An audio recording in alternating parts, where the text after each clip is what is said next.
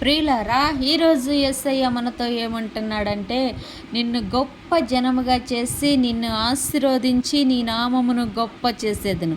ఆదికాండం 12:2. ఎవరితో మాట్లాడుతున్నాడు ఈ మాట? అబ్రహాముతో మాట్లాడుతున్నాడు. ప్రియులారా, అబ్రహాముని గొప్ప చేసిన దేవుడు మనల్ని కూడా గొప్ప చేస్తాడు. అబ్రహామును దీవించిన దేవుడు మనల్ని కూడా దీవిస్తాడు. అబ్రహామును ఆశీర్వదించిన దేవుడు మనల్ని కూడా ఆశీర్వదిస్తాడు.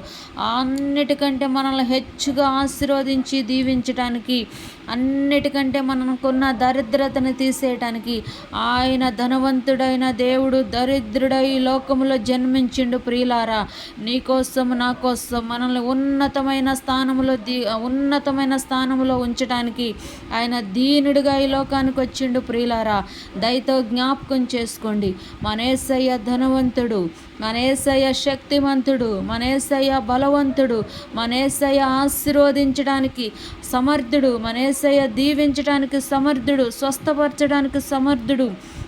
అన్ని విషయాలకి మన యేసయ్య మాత్రమే ఈ లోకములో సమర్థుడు. ప్రియులారా, దయతో జ్ఞాపకం చేసుకోండి, అసలు మన స్థితిగతులను మార్చగలిగిన మన దేవుడు, మన పరిస్థితులను మార్చగలిగిన మన దేవుడు మనల్ని ఆశీర్వదించి హెచ్చించి గొప్ప చేస్తానని ఆయన మనతో మాట్లాడుతున్నాడు.